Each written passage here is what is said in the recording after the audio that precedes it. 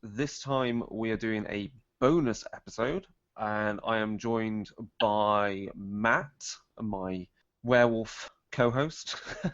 Matt, you're not actually a werewolf though, are you? You just like werewolf a lot. You will never know I until will it is never- too late. Right, until it's too late. Is there something I should worry about, Matt? Oh, not until the next full moon. Okay. We should be joined by James if he works out his technical issues. And we have as our guest for this bonus episode, we have Tia, who, hello, you basically took part at the End of Line Vampire LARP event that was run by White Wolf Publishing. Oh, yes, I did. So, yes, thank you for coming on the show, because it will be very interesting for our listeners who are maybe less knowledgeable about Nordic LARP or haven't taken part in Nordic LARPs or want to take part in them in the future, and of course to find out more about what that vampire event was like. So, just quickly, because we always do this on shows, Matt, you done any gaming recently? Well, I got my new computer set up, and my friend got me Fallout 4, so I've been doing that the past couple. Okay, cool. As I said on the previous episode, nothing, well, because we only just recorded that, all I've been doing is doing some wargaming in a Journeyman League for War Machine and Hordes using my Scorn army. And I'm thinking of trying to get together a roleplay group to play Geist. It's finally sunk in. I want to run Geist. That is the next one to run. Just finding players that you want to, actually trust to invite into your house and play a game. Tia, you're obviously back from a number of different LARP events. So what have you been up to LARPing-wise, other than End of Line? Oh, a lot. Well, I started in the early 2000s, so the list is quite long to go through. But so what's the most recent one? You said you were on a cruise ship, was that right? that was the Solmukohta 2016, the Nordic live role-playing conference that is held every year in different Nordic country, and it was in Finland this time, and it was on a cruise ship. So that was right after the End of Line LARP. So you get to see all the players still there, and yeah, and got sick, of course, because you need to have the plague from the conference. Okay. Yeah. Well, that is the sort of a place where the Nordic LARPing scene is very, very sort of central in this sort of this conference, exactly. So I think we'll just head on straight into the interview. Topics of highbrow storytelling. So Tia, if you want to start off, how did you get started in LARPing in the first place, and just run us through what that was like, and then we can go into each of like the games that you participated in. So then we've got at least a baseline to compare what this more recent Vampire LARP was like. Well, I think I have a very traditional story in the way that I started with going to the forest with my friends to play little games that we probably didn't even know we were LARPing. So I think the first one was it was the forest, and we came up with the characters, and I think we were playing Lord of the Rings or something like this, and I was playing the Finger of Sauron. Okay. I didn't have a body, and I was just being, making myself present to the characters. So I don't know, was that already very Nordic LARPing at the moment, so there was no fights or anything. But it was very simple. And then my friend found out about a historical reenactment LARPing group, and they had this every Monday, these very short few-hour games, mini games, and we started going there, and it sort of just evolved into LARPing. It was very natural. Okay. Very traditional. When you say historical LARP, I mean, was it focused on a particular time period for that, or did it kind of change per event? I think they did a lot of different, but I think it was Viking, sort of an Viking type of group, which did a lot of that kind of stuff. So the most mini LARPs were about this sort of period of time. And so does that have an element? Did that have an element of battle reenactment, like you get with when people do battle reenactments of various, like Agincourt or I'm trying to think of other ones. Other battle reenactments, I guess Gettysburg is a classic kind of thing to have battle reenactments of Well, in the US. well, the things that I did with them, that was sort of was LARPs with just based on this sort of time period, and they weren't very action oriented. They were just many very small sort of situations and sort of scenes, and Okay. we used real metal sort of swords, no buffers, so there weren't huge fights going on. Yeah. So it was more trying to replicate the Viking lifestyle, not the Viking battles. Okay. Yeah, but I think they're a very big group and a very talented group, and I think they're doing all sort of stuff. But I didn't go into the whole sort of broad scene that the whole sort of society, this group was doing. But it was just a minute how I started with these little ones, and then I got tired of that, and then I sort of wanted to do something else. Okay. So following then the historical LARPing, you said that you got started in then vampire-based LARPing, which was closely based on Anne Rice's Vampire Chronicles. Yeah. So how was that as a LARPing experience? What was kind of the main features of that as a LARPing experience, other than just playing vampires? Well, there was a game that me and my friend did when we were very young, and that was the first game that we did. I think we were 16 to 17, so it was very hard to rent a place or anything because we were underage, and we had no experience really running a game, and it failed beautifully, and it was very, very sort of a horrible game, but we were just very enthusiastic, and because I love Anne Rice, so we just wanted to sort of be in that world and make a game, and we just really didn't know what we were doing, and we were just trying out, and so that wasn't we were 16 or 17, so it wasn't like a huge experience, and I think for anyone, and I hope nobody remembers that game, but we did try it big, and we tried to get we started wanted to have 100 players there, which was ridiculous, a huge number in Finland. We were sort of like, yeah, we'll get 120 people to this club, and the idea of the game was basically a bit like End of Line. So it was a club game. So we tried to make that sort of game, and that was actually the last Vampire LARP that I did. So it's funny that the first game I did and the last Vampire LARP I did was a sort of a club game. And now when I return to those games, a proper Vampire club game, like the one that I sort of dreamt when I was a kid of doing, and now I get to play that game, how it really should be done. Okay, so then you have on the list of LARPs you took part in the Monitor Celestra in 2013. Oh yes, that was. So do you want to explain to us, to our listeners, what that LARP involved?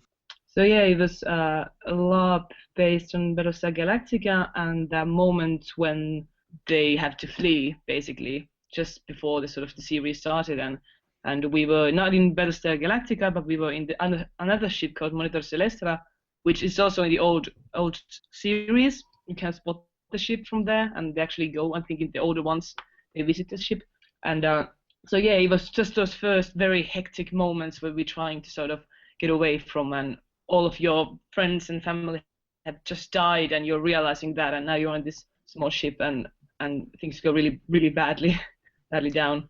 So, was there a particular venue used for that? Was it on an old ship, or was it on was it in some sort of building which had the right feel to it to give it? A real ship. It was a real ship.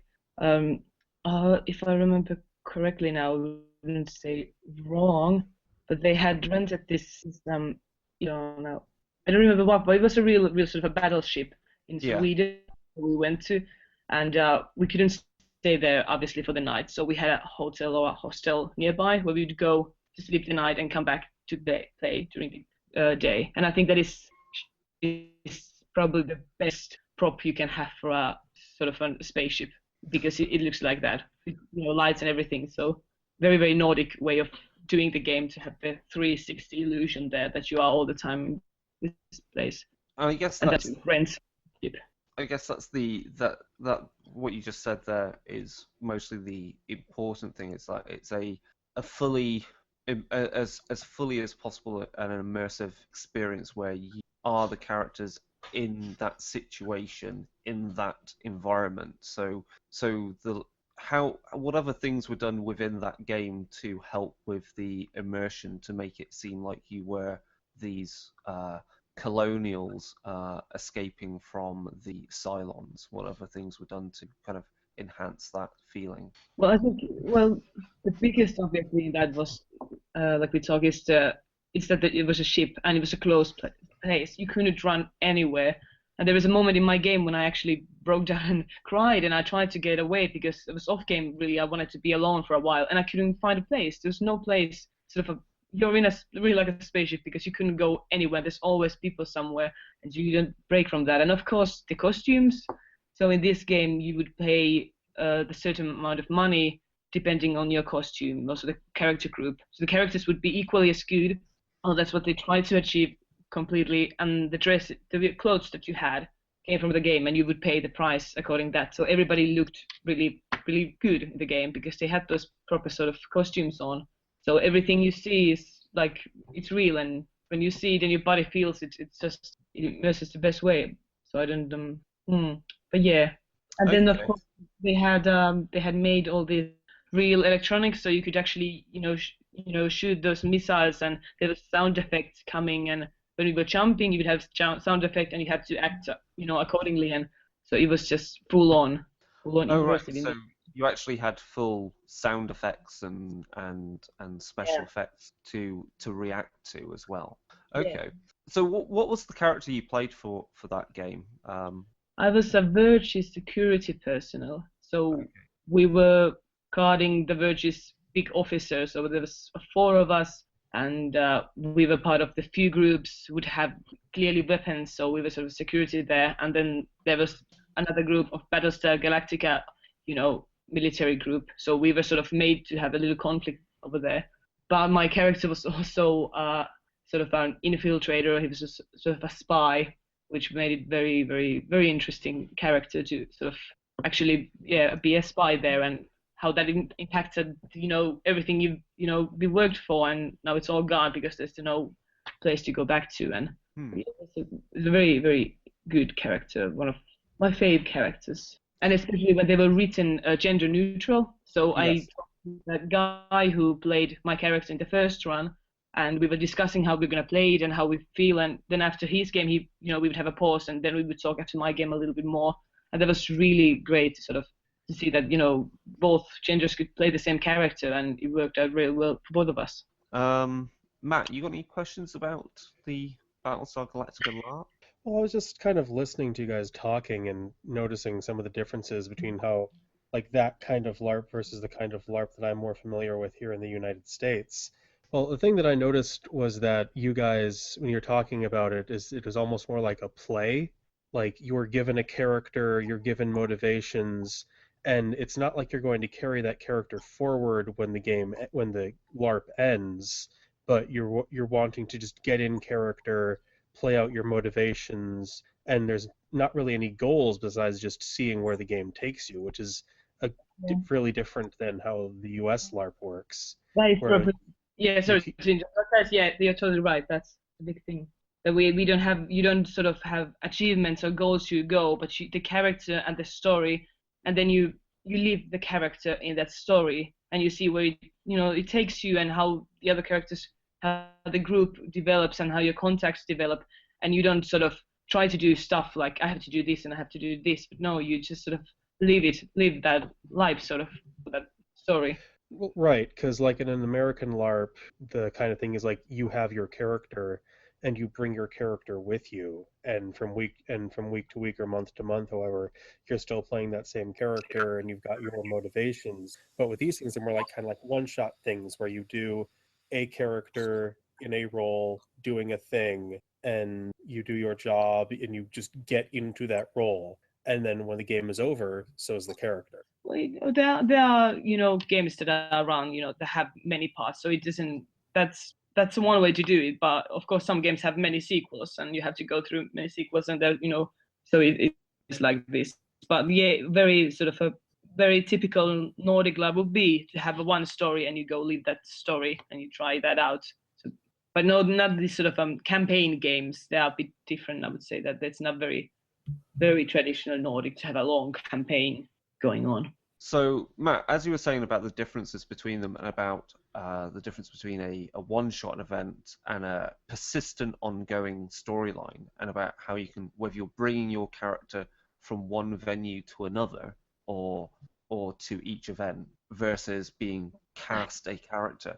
I think that's interesting to point out, because I think that's maybe related to how much people like or dislike Vampire the Requiem versus Vampire the Masquerade, because you know how on the one hand you have a meta plot and an ongoing persistent world that's developed book by book, and in the other you have a game setting where, because of the way it's built and it's very toolbox, you pull together what you want. So a player can't just take their character to every different Vampire the Requiem game, because each one could be quite different. So I think that's actually somehow related from that and to what you're saying about LARPs, persistent stories versus one. So we talked about the Battlestar Galactica LARP. Is there anything else to bring up on that one? It sounds like it sounds like it was a very intense game, which I think to represent the chaos and carnage of the Colonials fleeing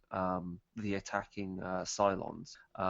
To get that across is quite important. So moving on, and I think this is quite an important LARP to talk about, given how it seems to be the core part of the inspiration for where White Wolf is going. Let's talk about the College of Wizardry LARP. So is it fair to say that they are heavily inspired by the Harry Potter books? Yes, the first two or three, I'm not sure how many, were basically Harry Potter games. They were made to, from the Harry Potter lore. But then they, Warner Bros. I think they contacted Warner Bros. And they told, no, you can't do this, and you have to, you can't make the trademark anymore. So they had to change the whole lore to sort of be Harry Potter-ish. But the first games, yeah, they were Harry Potter LARPs completely.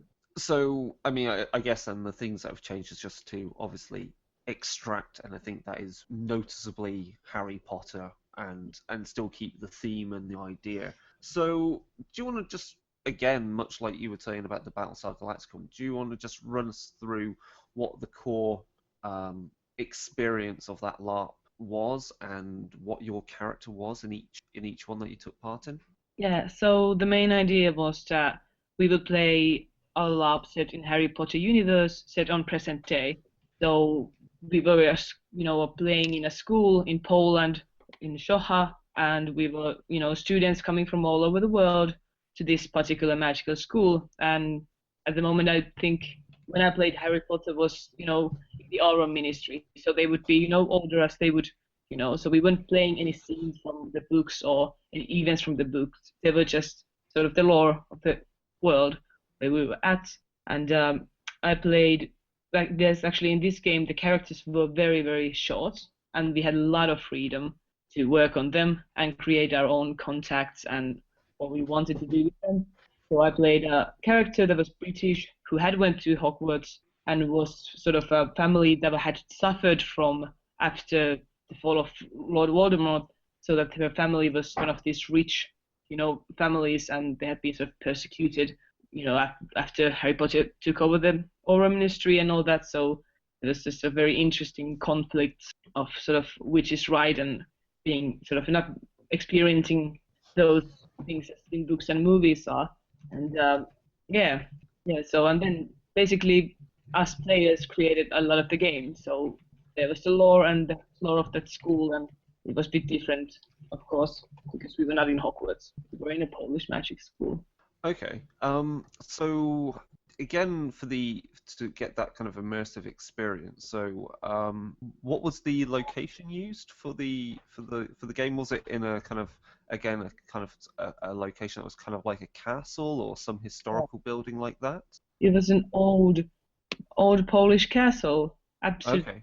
Okay. I cannot say Polish words, so I cannot say where in Poland. Yeah. Very, very beautiful old castle, and it was also a hotel. So we would stay there in the nights in these very good hotel rooms. And during days, we would go and pretend to take our classes and hang out with our school friends and do the basically same stuff as you would do in.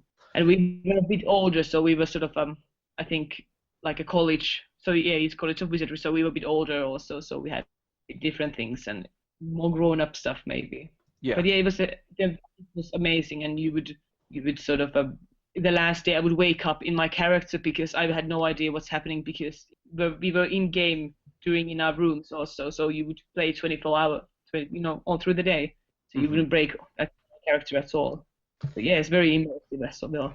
Then I think possibly the most interesting question to ask about this is mostly the most relevant to other things for World of Darkness LARPs. How were spells and magic then expressed within that LARP game? Because I'm sure there's clearly a certain limitation on what things you can enact or do with your characters. So how did that exactly work? So we had, before the game, the organizers sent us sort of short video, how they would present how it would be done. So we would sort of see how it's going to be done. And before the game, we had a workshop. So basically how it worked that we would learn as much as maybe we want to learn the spells. So we would use the real spells that's in the lore, and you could sort of learn as many as you want them. And then you would just very simple, because I think very Nordic LARPing way to do is have as less mechanics as you can have. Very simple. So you would just point at the wand and you would say the spell and the others would act to it. And sometimes, of course, the other one person might not know what the spell is. So, it was the person who is being casted with the spell had to sort of make the decision of how they will react to that. So it's always the person who will be sort of casting or making your move at decide what the impact would be. And it did work. I was in a dueling club, my character, so I had to go do the dueling thing there. And I was I was so nervous about that, so I forget all the spells that I had learned because I didn't know them beforehand, and I forget them. So I thought that, okay, well, I'm also an older student, and there was a person who was acting a junior, like a very young person. So I thought that, okay, I'm gonna lose to that guy. I don't have to go on doing this dueling. So I lost to the junior, which was very good because I was supposed to be a very, very good at dueling, and it's very nice to lose that person, but also because the players would continue doing it as much as they can remember the spells or come up with new innovative spells. So no huge mechanism there, just playing it out. Okay. Does it make any sense to you? It does make sense because I was going to say there's that's again I guess a feature of what I've read of End of Line with how disciplines worked in that. It's very much a contract then between you and your opponent, the target, whoever, to agree on agree in that very moment of the actual emerging story of what the result is. It's not relying on any dice or rock paper scissors. It's essentially a joint decision on the spur of the moment of what is best for the plot at that moment. And in some respects, that's very much more like how online roleplay in forums or in any way roleplay, which is completely diceless and has no resolution mechanic. It's simply a contract between the players on how they want the story to progress. Does that sound fair? Yeah, that is very sort of Nordic. We don't do dice, and I think the first time I heard someone explaining that they use dice in live action role playing, I was like, why? Why would you do that? So, but that is, no, you don't need those in a way, and I think that is it's very, very Nordic. Have less as mechanic as you can, and I guess that's useful because again, I would say based upon do you get with your characters with their spells, do some characters almost have, it's accepted that in the design of the characters you're given that your character has a certain competency, so like if you do a spell that's like versus someone else, that yours will always work versus theirs, if they try to stop it then they can't. Again, there's that level of your character that you've been given is competent at certain things, so they will generally do well if you choose to do something. Yeah, you act on sort of with your confidence. So if you really want to show someone like I'm very good at this, you will pull the most confident move you can, and then if you and yeah. So, but that is again something that you have to sort of trust the co-players with to understand and read you, and Yeah. in a big game, I would say it's a very difficult mechanic because you have a lot of people coming from different playing style, and some people don't, because I think in the first few Codes of Wizardries people really wanted to win the duels. They Yes. really Yes. wanted to be the best, so they would just ignore this because some people then would agree beforehand who wants to win and what kind of drama we want to do. But I think that was sort of the first game. It's like, oh, it was real competition out there. Yeah. I'm really enjoying it. Well, Um, one thing that's a common theme in vampire stories is one of like mental domination and stuff. How do you handle that sort of thing in Nordic LARPing? What do you like? Like Give me an example. like a vampire looking into someone's eyes and forcing and bending them to their will. Like in old Vampire the Masquerade, there was the dominate discipline, where you could force other players to do what you wanted them to do. So yeah, I actually in my character in the end of line, I had dominate. I was an Ventru, so I had fortitude and dominate, and I was the only Ventru, so I had a lot of power, obviously, because I could use these things. But the thing is that before the game, I was briefed very well how to use it, and I was told that don't use it to make your game progress better. Don't use it to achieve your goals in game, but use it to sort of piss off people. So if I would use my dominate, I would just sort of tell people to get the hell out of here. I would sort of use it in this way, and the game mechanism in the end of line was to put your hand around near somebody's neck, and you would say, you really, really need to leave right now. So people always would know when you say you really, really need to do something. That was somebody using their power. And then if you have a very, very high power as dominate, then this is something that organizers brief you that don't use it in these things, use it in these things, and it's not made for you to win the game as is. So that's one way sort of to do it. But in like College of Wizardry setting, there is no one except sort of maybe professors that will always win the duel sort of thing unless agreed otherwise. So you would always know like professors or they would win if you fight them. So those sort of always sort of that you would know. Matt, you got any follow up on that? Because I think it's an interesting question. Because I think in both spells and wizardry setting, and I'd say in vampire, and perhaps if they do mage in future, the how you deal with mind control and how that's played out seems I guess initially could seem problematic, but I guess as Tim mentioned, there's quite within the character document you're given an outline of how that power should be used in the game. And as I say, it almost seems like you use it to piss people off. It feels very much like play a Ventru who just says it on a whim. You're not using it to win. You're using it just as an extension of your aloofness almost. To create game, sort of to create, because there's characters that can't do anything about me, so I will just sort of, it's to create better drama in a way, because it's, the games are not sort of, goal oriented. You don't need to fill out this task, and especially in the line, we were told that, there is no sort of, you will not get to any kind of goal in this game. So there will be no sort of thing you need to achieve. Just go there and you leave that game. So yeah. Well, yeah, I mean, it just seems like one of those things where, like, in the wrong hands, it could be abused. If someone wanted to, they could just kind of go around literally dominating the game. Well, I think Nordic LARPers already, most people, I think, because we're used to this kind of game, so it's not as big problem, for people who have been playing. And then, of course, when you give out characters, you sort of, I think there is casting things. Sometimes you cast people, maybe you think who can do sort of stuff. There we have workshops. So before the game, we will tell people you don't do this and you do this. So people, and then of course you can have an idiot in a game. You never know. Somebody might go rogue in the game and just ignore all the rules. That happens, but you have to trust the players. Yeah. And then you don't. For example, I was the only one with these skills, with dominate or sort of. And other people had different kind of skills, so you don't make the power play there is in that sense. It's not up sort of people fighting who's the biggest one in the power, who has the most power.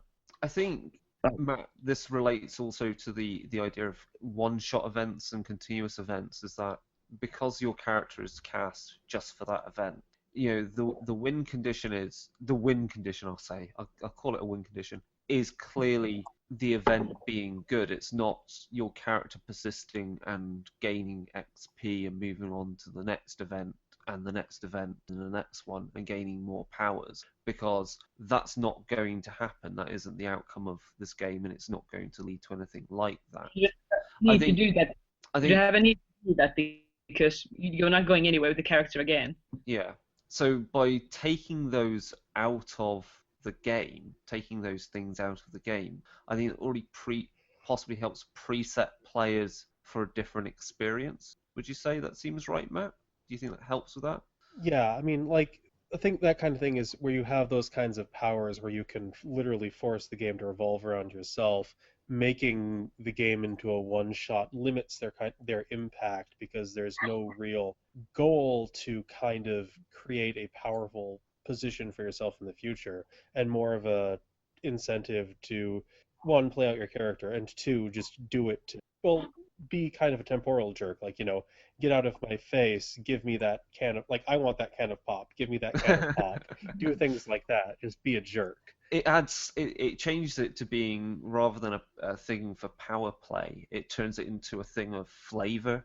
It adds a little bit more spice to the ongoing to the argument that might be going on, or the friendship you turn into hatred between two characters because you tell one of them to insult the other or something like that.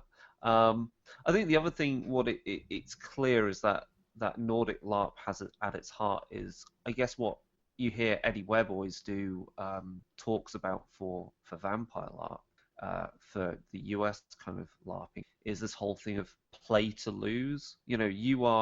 You're looking to do the things which, while it may be of no benefit to your character and is in some respects a hindrance to your character, if there is some goal that you're trying to achieve, but it adds to, it may actually help a character and help drive a drama or cause a drama to emerge out of that pot of chaos that's bubbling away in the players.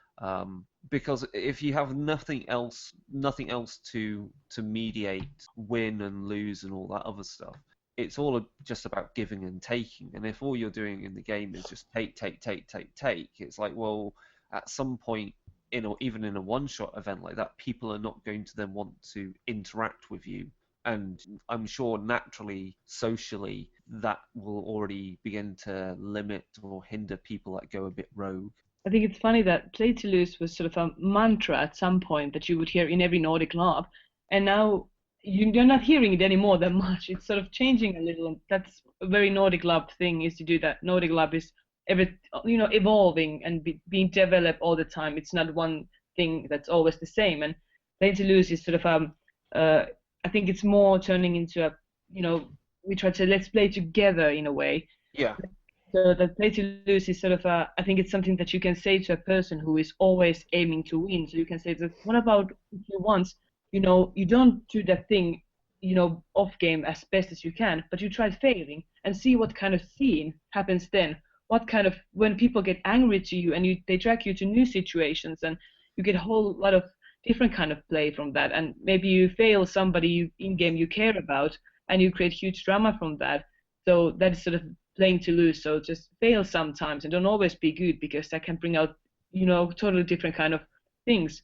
But the core idea, I think, is sort of we play together. So you don't play only to yourself, because it's more fun to sort of create scenes for the other player. And I think so that it's sort of I feel like it's tilting from playing to lose, sort of playing together a bit like nowadays. But I think still compared to American, it's, I think there is, I don't know, is it playing to win, but if you sort of look at the contrast, it's totally there that we are playing to lose. Many are saying they're not. I have friends who say, I'm not playing to lose, and I'm saying, you totally are. You're always messing up your games. You always die. You are playing to lose in this sense. Okay.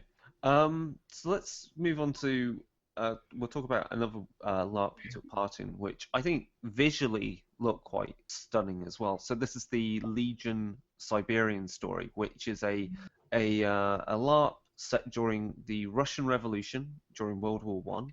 It's set in Siberia, and this was held in Czechoslovakia. Is it Czech or something? Yeah.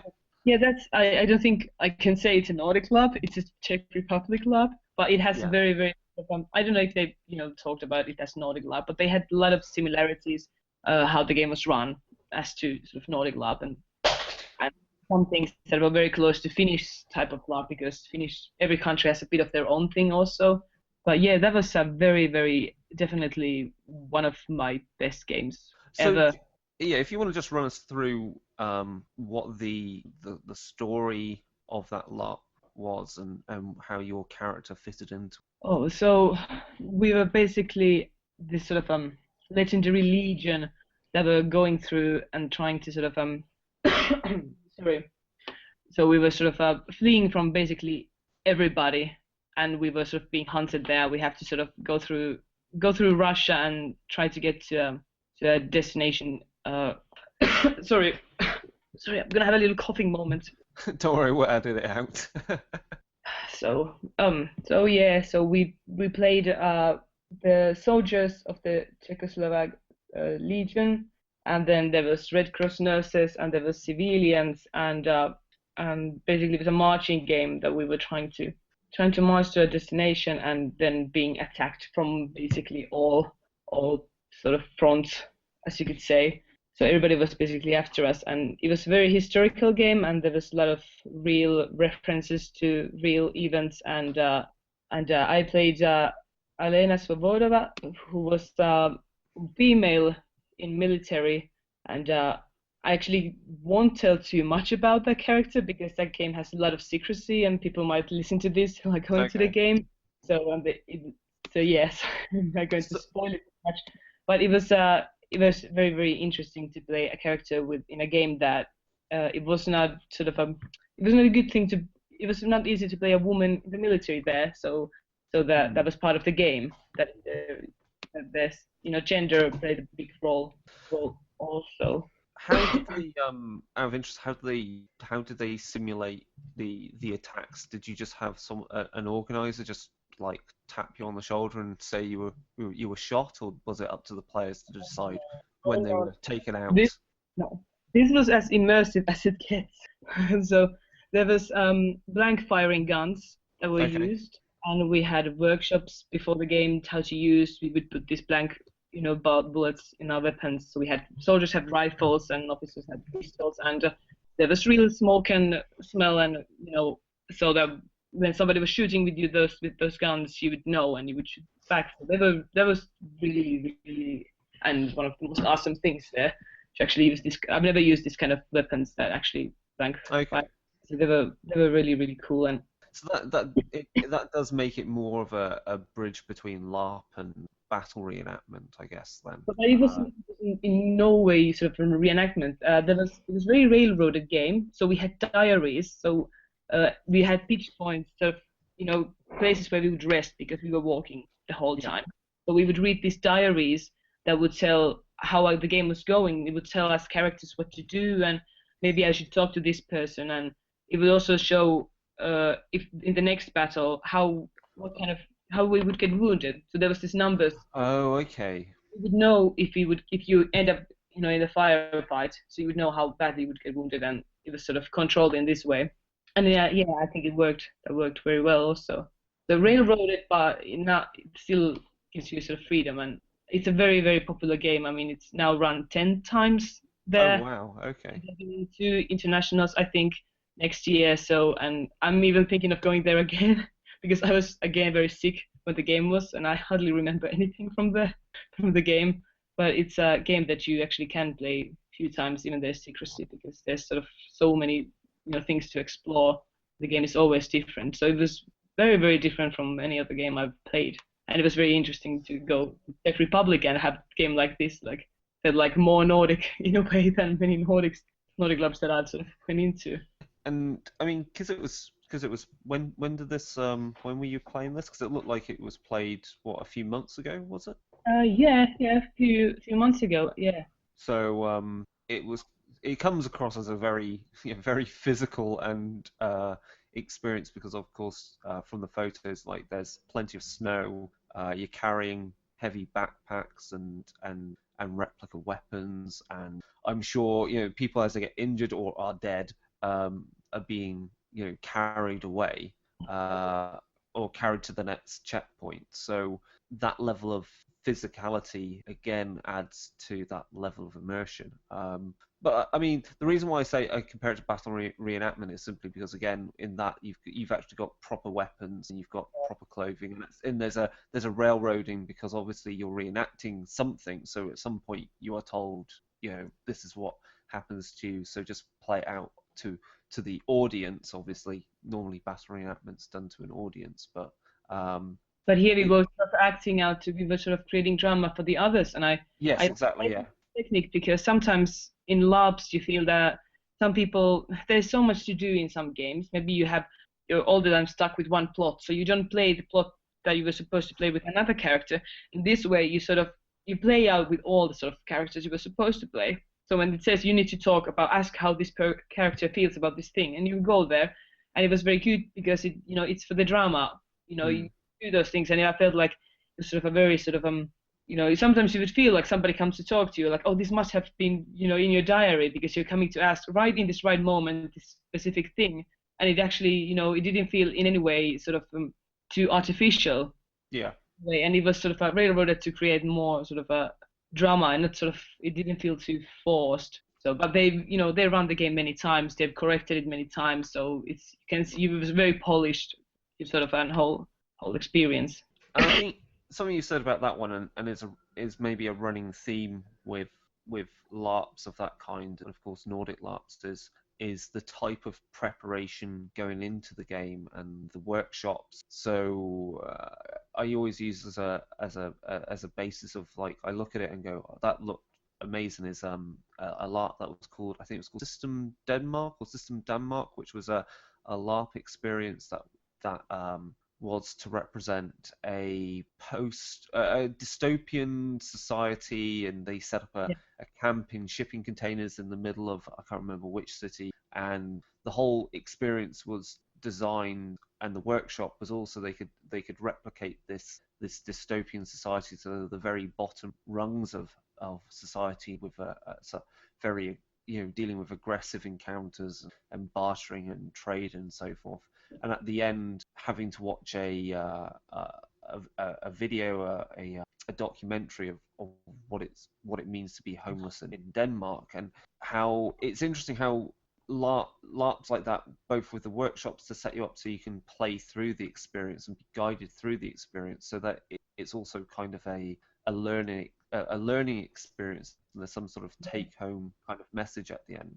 And that's what we did when we went to Czech Republic. We sort of the first day we took a few free days, so we went to the museum and we went to see the Legion part of the museum. So we were actually reading and seeing the costumes that we were gonna wear, the next day, and we were sort of prepping ourselves for that. And then we went to the game, and of course after the game also they showed us a video about Legions a little bit there. And the next day we went to see sort of different kind of museums, and you get this sort of whole that the whole thing, the story now, and sort of is far more real. You sort of experience like really a piece of like that history in that sense. And when you do the whole trip to abroad, it's really nice if you can actually go to museums. You can see what they're talking about, and you can see the whole stuff there being real. Mm-hmm. So when you go to LARP, it's sort of it can be very educational, and I think Nordic LARPs are quite often, they are very political, and they sort of aim to give you something that can stay with you forever. So they can be very tough, and they can tackle very serious themes, and it's not just entertainment. As I understand, in America it's quite sort of entertaining. The LARPs are sort of a fun thing to do. Nordic LARPs, they always aim to be fun. Right. Yes. Okay. Is there anything... quite often. Yeah, I was going to ask Matt, is there anything else you wanted to expand on that one?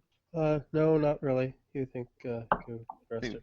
Okay, I think that's all a pretty good lead up to then we can talk in a lot more detail then about the end of line LARP. So, Tia, as you said, you played a Ventru, which meant that you were the only Ventru at the event, and also you had certain powers like Fortitude and Dominate, and there were certain ways that those powers were expressed. So I guess, do you want to? I know this is mostly going to be they're wanting to replicate this at the Grand Masquerade. So I guess at this point, people that want to go take part at End of Line at Grand Masquerade should mostly not listen to the show anymore at this point, because it could be massive spoilers. It's gonna be changed a lot. They are gonna Yeah. change. I asked, am I able? Can I speak freely about the game? And they said, yeah. So the organizer Okay. said that it's fine to talk about it. And So I guess just run us through, how the whole play experience was. So you get sent your character, the outline of the character you're playing, and then how you progressed from that point to arriving at the event and how the game played out. so yeah, I think it begins with sort of writing down your sort of a sign up where you say your limits to the game, because this game obviously was quite clear that it's gonna be a Nordic game, so there is gonna be there's gonna be like the whole sort of a physical side, and so they're asking you how far you go, what kind of game do you want, and I said actually like give me everything you got. So I wrote I want to experience as hardcore as I can, and then I got the character, and I had like no idea, we didn't the players of vampires wouldn't know how much vampires there would be. Nobody would really know who's the vampire. You wouldn't know anyone. You would know a few core groups. You had like 3 groups you belonged to. You had you might know a few if that somebody's a ghoul or vampire, but that wasn't the whole sort of. You wouldn't know everybody. So then and what was very funny for me that I did not know that I was the only Ventru until the last evening, when we got sort of the last email, the vampire player, and it was there mentioned that there is only one, which was very good because I would have been so stressed out to play the only one in the game if I knew that before.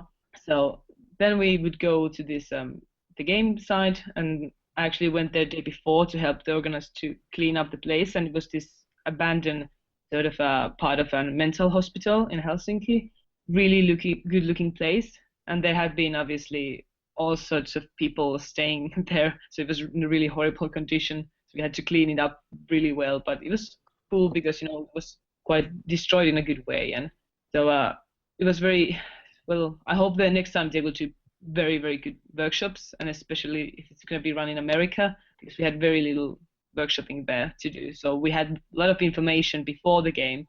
So basically, you found everything there, but it was very strict schedule. And then we were just thrown to the game site, and it started from the dance floor. So there was this very brilliant idea that we had 15-minute rave.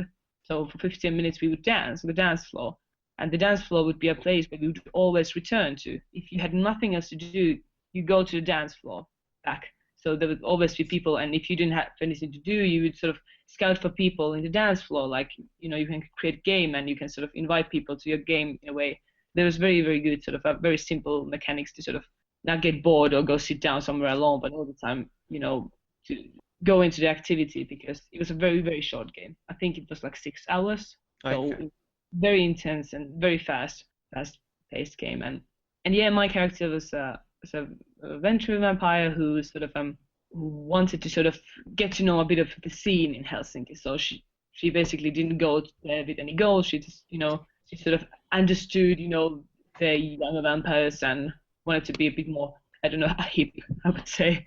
So she had a younger vampire to show her around, and then of course during the game things happened, and it wasn't that simple, and you had to do politics and then partying. Okay. So as you already mentioned, so the dominate discipline was essentially very quick, off the cuff kind of commands. The way that was, you would demonstrate you had that power was the arm around the neck, just to say you are definitely doing what I'm saying. How did fortitude ever come up for your character? I imagine possibly not with the event, but it depends, I guess, on how.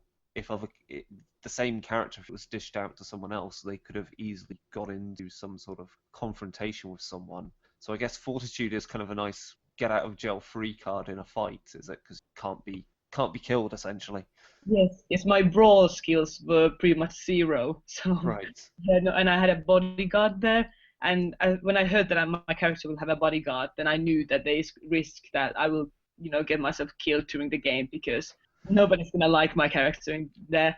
But the fortitude was told for me that sort of because the violence escalated, in 3 phases. So there was like 3 acts in a way. Okay. So in the first there was no killing, and in the second one there was sort of more violent, and the third act, there were, you could kill someone. So it was faced very well, and for me it was sort of said that if in the first 2 phases, if somebody tries, I don't have to sort of react to their violence, or I can sort of come up faster. But no, it didn't come up, and nobody was being violent to me, and it was quite a surprise that I actually managed to survive the game. I was pretty sure I was gonna get killed.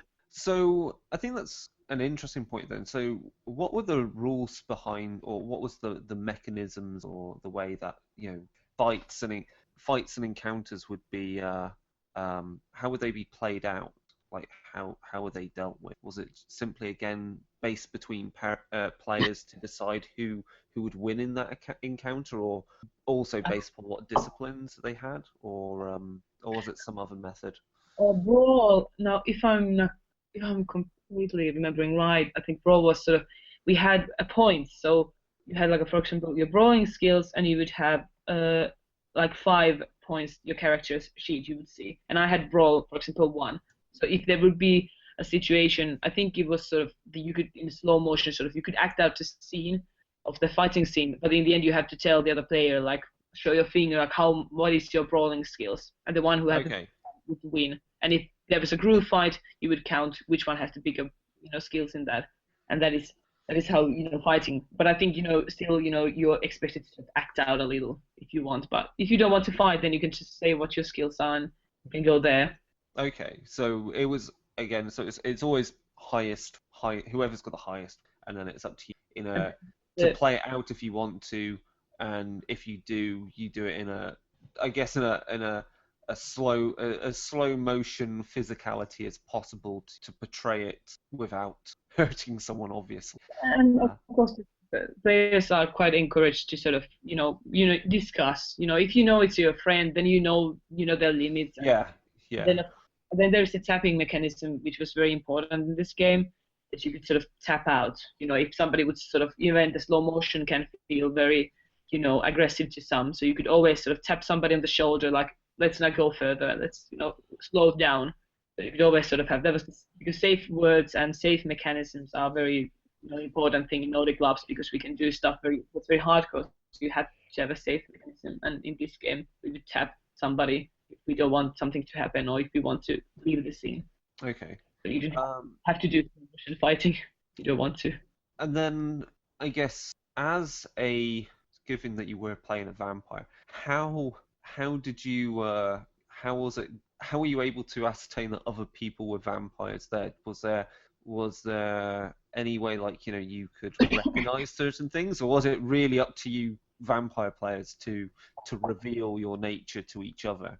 I think there was this one character that played my character, sort of who was showing my character around, and she came up with this very clever way to find out who was the vampire. So she would sort of, go to the dance floor and hook up with people, and when they would try to suck her neck, she would, haha, you're a vampire. So she would sort of, and I'm gonna tell on you. So she was trying to lure them to reveal themselves. Right. That was very, very clever. So, but it was a bit hard, because I had to at some point try to, find the other vampires and, had a game with them, and it was tricky. You couldn't know, so you have to sort of talk with people and, hear rumors and ask around. So that was part of the game, because you wouldn't just know. Okay. And that was fun also. And then I think that brings on to an interesting point about feeding and blood, and possibly even making someone a vampire. So again, I guess it's up to the players again on how much they enact that, and again, tapping out or not is the thing there, because So go on. Yeah, many players were sort of the discussion about this, because it was before the game, that how it's going to happen, the feeding, and how intimate it's going to be. And and obviously I was very afraid that I don't want to traumatize anyone if I'm going too far. So I had to trust the players to tap out. And we were told that, just go, do whatever you want and trust the other player will tap out. So I think the first time when somebody started, sucking on my neck doing the hickey there, I was like, oh, the game is on, because people were really going for it, like seriously. And there was even, pictures of people having, hickeys on their necks. So they were really going for that. And nobody actually tapped me out at any point. And it's a good thing to tap out. If you feel you should tap out always, but nobody actually did that to me. And in a way, that's why it's funny, because now the game seems just a bit more sort of real, because I had no off-game sort of moments there. So you would actually, go for someone's neck, and we had little bottles of blood that we would sort of take drink a little to our mouth and just let it out, and then bite and do that as long as we want. And then of course, because that procedure is told it's better than any sex you'll ever have. So you could do all the sound effects and moving, and you could and people were really playing them. So it really looked really cool. And then if you wanted to sort of, for example, feed a ghoul, because they were always after your blood at some point, they would start begging your blood. So you would put that fake blood, like for example on your wrist, and you would let them from there, and they basically did that. So that's one part I'm thinking, am I sick because of all this neck sucking? And no idea. Many people have done it before me, and everyone's only allowed to play in the game if they've had their flu shots. Matt, have you got any follow-up question on that? Well, no, I mean, my main, concern about the LARP was how heavily sexualized it was. At least the presser made it sound like it was going to be. So, I mean, if it sounds like the way you described is everyone was very mature about it and tapped out when they were uncomfortable, and so I don't know. It does seem a little night and day in how, from the pictures and how it's described as an event to the way it was sold, because there was the mention that there could be nudity at the event, and how people would want to interact in a sexualized manner. But it sounds like, and it looks like more that just people were there to have a good time dancing to the music, which again was a major facet of this game, of the environment, and then B, participate in these emergent plot lines, not get their cheap thrills, as it were, by doing more extreme things. Is there anything else here that you would say that you saw that seemed that helped again immerse the game, or things that you saw where you kind of went, nah, that bit of the game, the way people play it, doesn't interest me, I'm going to carry on doing this thing over here instead?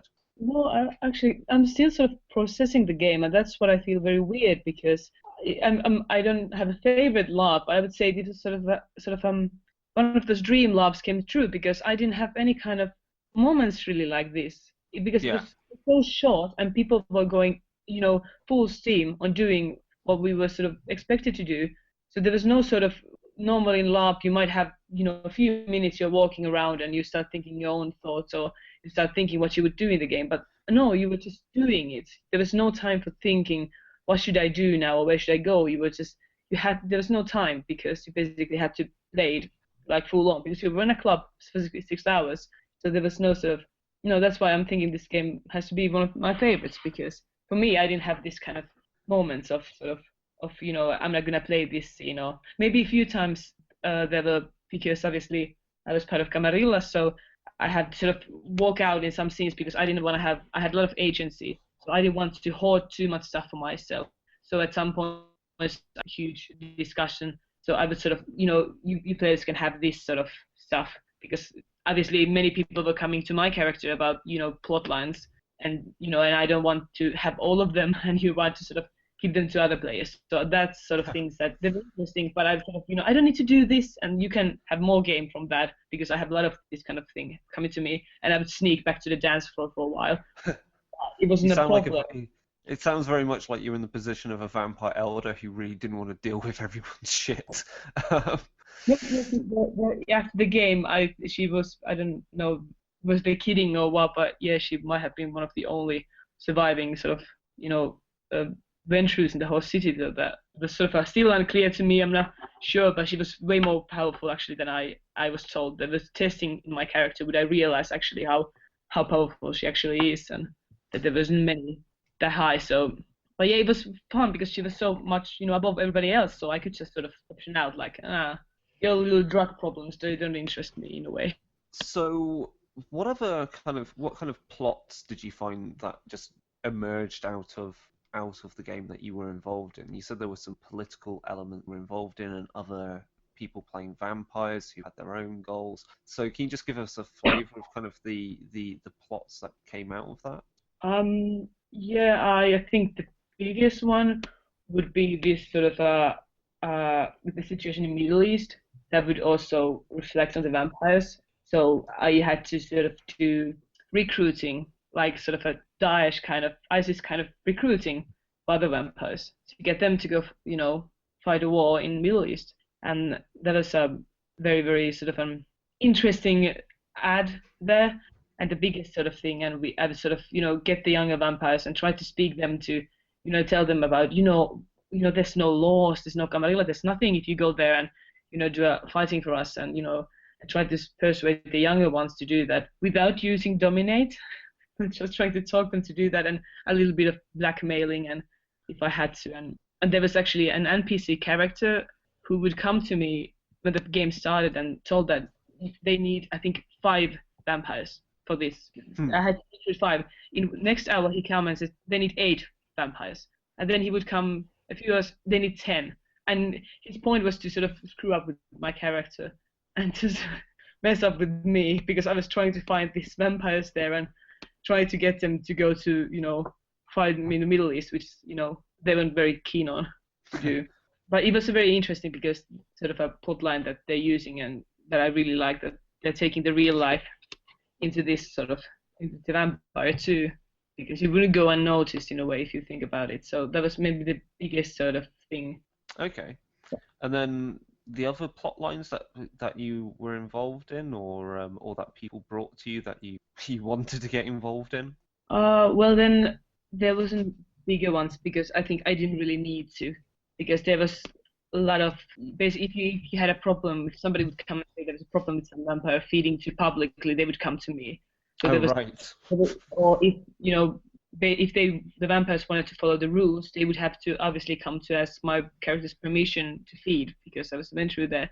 So some came, some didn't, and I could use that as leverage if somebody didn't come. And so there was like a lot of stuff coming to me when people would find out who I was. So I don't think you need to write more stuff for a character like mine. So there was like one group that she belonged to, but I didn't even have time to play out everything that there was, and that was fine. So you weren't sort of, there were sort of options what you can play. You didn't have to play every single thing you had in your character, and you didn't have time. But there was sort of... Okay, Matt, have you got any other questions to ask about the general plot and playing a vampire? Nope. No? Okay. I'm trying to think of some final questions. I'll just check the show notes that we said about various things. They're both about the physicality of the games and the tactile nature of it. I mean, how you tap out of the games. Yeah, there were mechanisms to, if you, for example, sex. There was 3 ways you can do it. You can, discuss the scene. You can say that happened, or you can dry hump somewhere, or you can pretend you're making out. So there was a lot of, you didn't have to, go all the way. And there was black boxes where you can play out scenes from, if somebody wanted to play out a scene from the future or in the past, you could do that. So there was a lot of, I think for many type of playing styles, there was room for all sort of plays. I just happened to sort of end up playing with other people who, choose the same sort of game style that I had. So because I didn't. I was going to say, with the way the location was used, were certain rooms set aside for certain types of stories or certain types of plots, or I'd say for this black boxing, then does that room was then given over so that people could, away from the main event itself actually play out these side scenes. Is that right? Yeah, there were 3 rooms. Now I don't remember anymore. I think they had themes, the rooms also, but there was 3 rooms in which you could go and play out black box scenes. And you could, for example, I know one person who asked 2 other people to play a black box scene so he could see how their game is going. He wasn't involved in their game, but he just wanted them to act out a black box scene. So yeah, there were different rooms, and then you had rooms for sort of yeah, there was one room with just a bed there, so basically like a sex room, and there was a killing room that was sort of covered with plastic. So if you wanted to have a real gore scene with a lot of blood, you could go on there and splatter the blood. And then of course, probably the main sort of how the story evolved is that the lights in the disco sort of part of the area would change. So now I can't remember them all, but the first one was I think it was like a lust and something like this. The color was red, so you knew now we're playing this kind of game. And then it would turn into green, and there was sort of I think it was envy and sort of damn, I don't remember them all. And then in the end it would turn to blue, and that was sort of power, and when conflict would come up. So there was sort of the first was sort of a more fun part. The second was when things are being bad, and then in the end the color changed, and now things are going all the way, and you're gonna do the things right now, and people are more sort of aggressive in a way. So the lights determined a bit where the game is going, so the players would know sort of also how to act if they want to. So there was so many things sort of to enhance your play if you sort of run out of ideas yourself, for example. But you didn't have to do all of things. They would just sort of guide you through the game. So obviously your character only had Dominate and Fortitude. So did you get to witness how other vampire players had their disciplines operated? So there was also this sort of I had sort of few, I think these are like personal traits. So there was like adaptability, generosity, entitlement, and they were also with these 5 dots sort of like my entitlement was 4, so I was really, really into that. So that was also telling you how the character acts. But generosity was 4, so I would be very generous if somebody wanted my blood. I was like, sure, you can have my blood. And then the mechanics, yeah, I had presence, of course, and I had few lines that I could use my presence in. But then there was, of course, I had to do something to get that presence. So I had to, for example, my character had to fade on loving or angry blood in the last 2 hours to use my discipline. Oh, of course. So I couldn't just use all the blood. So there was a rule on that too. And I had to drink this specific type of blood to be able to use it. But I have no idea what the others. Right, okay. And that's interesting. The disciplines were fueled off the type of person that you fed upon. That was very good because it meant that if I saw somebody fighting somewhere, there was fight. I wasn't interested in what they were fighting. I was just looking who's very angry now, because I could get very good blood from there. Or if I was the people lovable, so it sort of gives you those vampire feelings because you're just after the blood.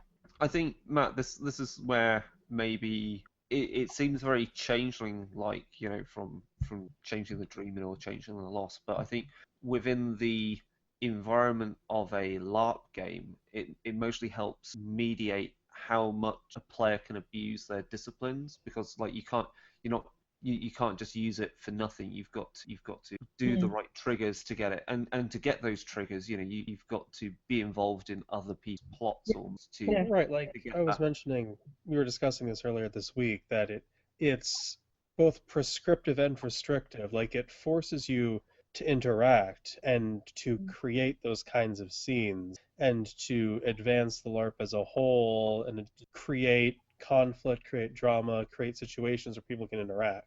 I think we mentioned that it probably wouldn't work that well in a tabletop setting, but for a LARP it sounds perfect. Yeah, go on. Yeah, there was another mechanic also. This was the sense. If you heard about this, so there was 3 sense. Yes, though, yeah, it doesn't stop here. So the players could choose anyone, even the vampires could take these. So there was 3 sort of sense smells that you would put a little on your neck and your wrist, and those would tell the vampire players what if their blood was good. So one scent would tell like this blood isn't very good, and the other one would tell this is really good, and the third one, this is so good I have to tell everybody about this person because their blood is so good. So there were smells it didn't. I have very bad sense of smell, so I couldn't really. But in the first 15 minutes of dancing, and everybody was smelling around me, and it was really like, bloodless kicking because you're just smelling people like, oh man, that person, oh god, that smells good, and that was very good, sort of, I think, immersing in a vampire because so many things were making you just think about the blood all the time. So yeah, That's pretty wicked. That's really good, very yeah. cool. Yeah, it all seems, I guess, all the mechanisms for how all of this works. It's all very much, I guess, the best way to describe it is nudge mechanics. They're all things you get something for doing something that's mostly going to hinder you or involve initiating actual story. It's not just I just activate my power and I get what I want, and it doesn't actually progress the plot other than progressing your own. It's all involves nudging people to interact so that then you get some return. This whole idea of it involves you setting up scenes or being involved in to then carry on so you can do more scenes. Excellent. Is there anything more to say about End of Line? Is there anything extra that you can think of that we've not asked questions about? I don't know, but I think you definitely should try it if you have the chance. Just do it because it's a really really good lab. I'm still very very baffled that I actually got to do a lab like this, and yeah, you need to Matt, try it. have you got any last questions or anything that you think we haven't covered? Nope. No. So I think we'll call it an end there with this interview. I think we've covered a lot, and I think, as Tia said, she's mostly still processing the entire LARP event in her ill state with a cold or the flu or whatever. So that mostly makes it even more surreal. Also, it's a vampire because you never know. Yes. Did anyone get turned into a vampire when you were there? Did anyone's character get changed? I think quite a few. Yeah, I think there was Oh, right. it was very clearly stated. I think people were quite. Some people didn't know how to do it, but yeah. There were vampires being born. Okay. So I think at that point we'll draw this interview close. So Tia, do you want to? So you've got some links we'll put in the show notes, so you can be contacted on Facebook and on Instagram for your artwork, which is very good artwork, by the way. So do you want to just give us the names for the links that we should be looking for there? Oh yeah, I use my artistic name. So Eva Carolina is I don't know how you can spot it, but that's how I'm in Instagram and in Facebook. But if you can get links, so probably easier to find through those. Yep. It's a very common name, I think. Yeah, sure. Well, yeah, we'll include those in the show notes so people can find your artwork there. And Matt, I guess the only thing to end on then is, I guess if people want to contact us, they can get to us on at darkerdaysradio@gmail.com. They can contact us on Twitter with at darkerdaysradio. We're on Facebook, we're on Google+, we have a blog, which is mainly Toy Soldiers, that's my fault. And we have a Tumblr that we do sometimes update, where you can also listen to the show. And as I said, we previously just recorded our interview with the guys from By Night Studios, covering their Vampire the Masquerade Mind's Eye Theatre LARP, and talking about Werewolf, the Apocalypse, and also Plan for Grand Masquerade. Let's think what else we've got. Also, the White Wolf is doing another lab with the. Yes, of course. Yes, let's not forget those. So, upcoming is this year in Poland, held in a wonderful-looking castle, is the Convention of Thorns. So again, we'll include a link to that, and that means you get to participate in one of the important historical events of the Vampire the Masquerade setting and the formation. I can't remember the full details of the Convention of Thorns off the top of my head. Matt, can you fill us in? What the hell happened at Convention of Thorns? My brain's not screwed in on that one. What? Convention of Thorns. I don't know. Oh, you can't remember? Oh, okay. I think it's about the formation of the Camarilla, but I can't remember. Someone's going to say no to me. No, I think yeah. That is. So that's set around about the 1400s, 1500s. We also have upcoming, of course, at Grand Masquerade in New Orleans, they will be rerunning the End of Line Nordic LARP event. And then next year is the Berlin by Night Nordic event, a Nordic style LARP event. Again, that might actually take place across a number of venues, what I'm reading. That one I'm interested in because A, I can get there, and B, it's not as expensive as the Convention of Thorns, and C, it's not in New Orleans. I don't have flight issues getting to there as well because that's expensive. So we will plug all the links for those into the show notes for this. Have I missed anything? Matt is quiet. You can't think I've missed. Surely you've not missed anything, have I? I don't believe so. And then next show, we are well, most will be out by the time I post this one, is our interview with Tomas Pirinen and Andy Chambers, who are both legends of wargaming and game design. So that's going to be an interesting show. So thank you, Tia, for telling us all about Nordic LARP. And It's scratching the surface. I'm sure it's just, yeah, as you say, scratching the surface then.